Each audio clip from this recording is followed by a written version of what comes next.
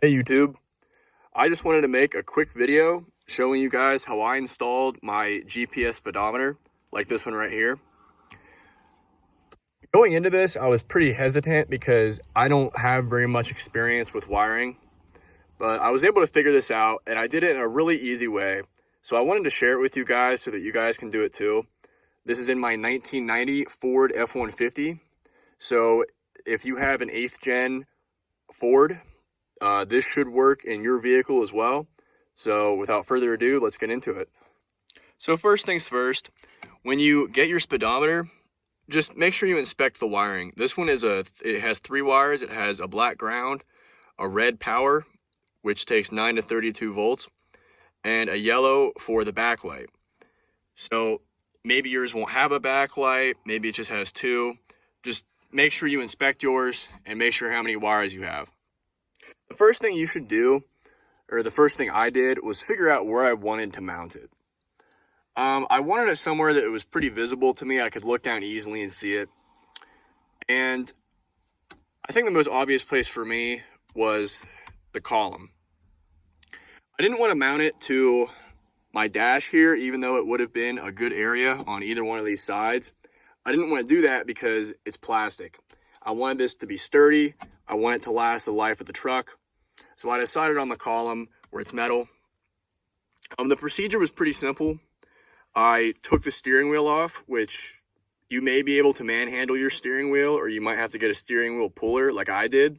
It's only 20 bucks at Advance, and it's worth having just for future in case you need it. Pretty straightforward. I drilled 1 hole into the column right here. Now this bracket actually has 2 bolt holes, but I'm drilling into metal. It's pretty secure. I mean, this thing does not move at all. I made sure I had good hardware. I got a nut, a lock washer, and a locking nylon nut because I don't want to ever have to take this steering wheel off and do this again.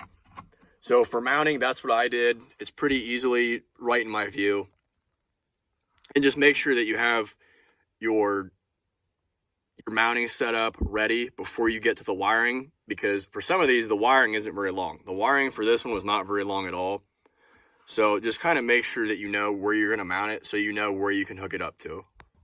The way that I ran the wiring was through trial and error. I used my multimeter here.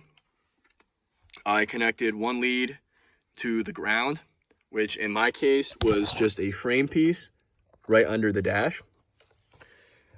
And I took my positive and tested for volts where I wanted it to.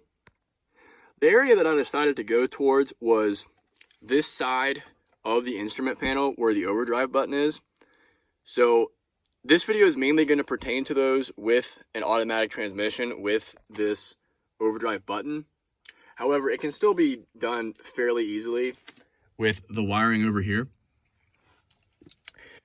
This was quite simple because there's power going to this overdrive button and there's a backlight wire, which is what we need. That's important because in order for this thing to dim up and down, it's based on your light dial right here.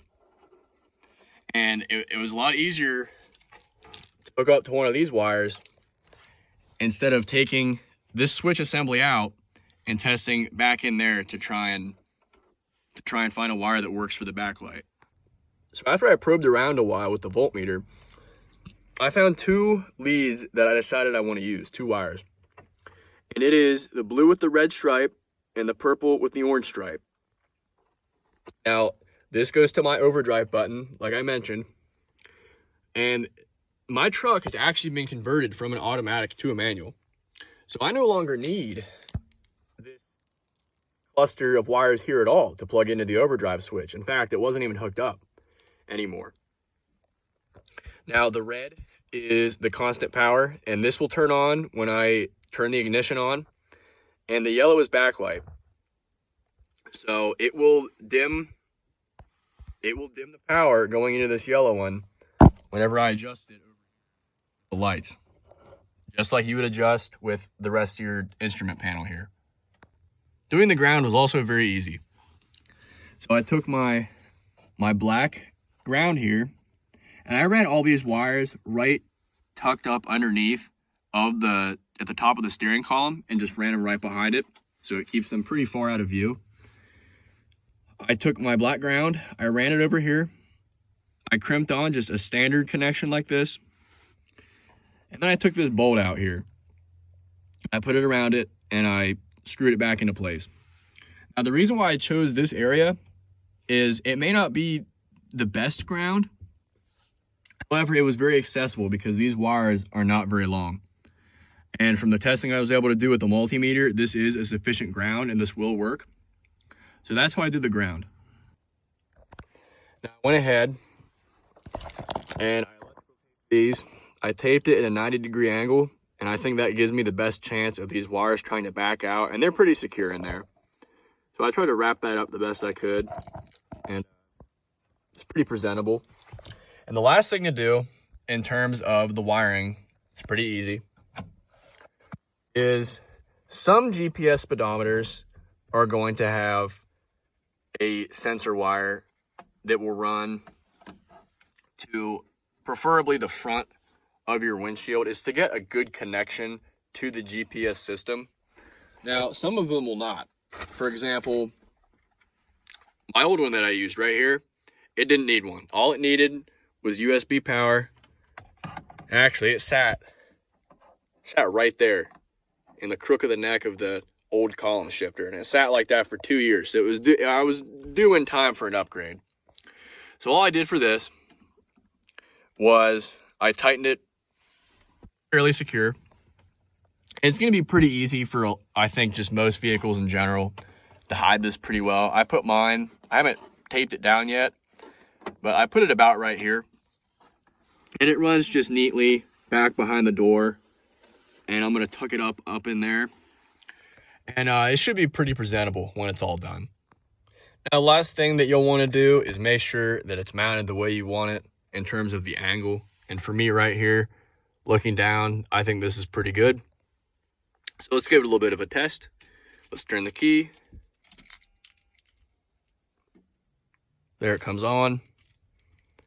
Mine will say GPS and it'll search if it's looking for a signal, but mine says 0.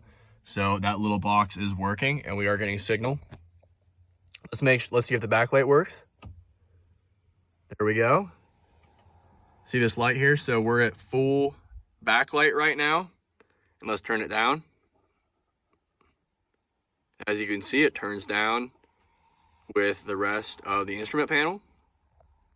So we know this GPS is pretty much ready to go. Okay guys, here's my final assembly. I went ahead and for the sensor in the front, it had this little mounting bracket right here that went on the bottom. But I decided against drilling any holes or dealing with that. So all I did was I just stuck it here with some tape. It's not going anywhere and it's gonna be fine right there. And then I ran the cord all along under here and back up, plugged in. I wrapped these with some electrical tape to try and, hide them a little bit to make it look more presentable. And I put all the instrument panel pieces back on, put the wheel back together.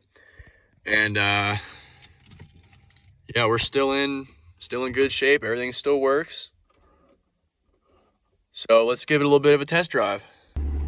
Okay guys, here we are, we're driving. I'm in second gear right now, going about 20 miles an hour, and that seems about right. Let's shift into third.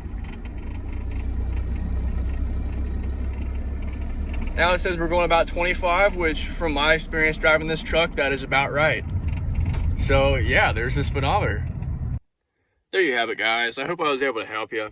Like I said, going into this, I was kind of intimidated with the wiring, but I was able to figure it out pretty easily just with some, just basic reasoning skills using the multimeter. And I think it came out really good. So thank you for watching, and I hope I was able to help.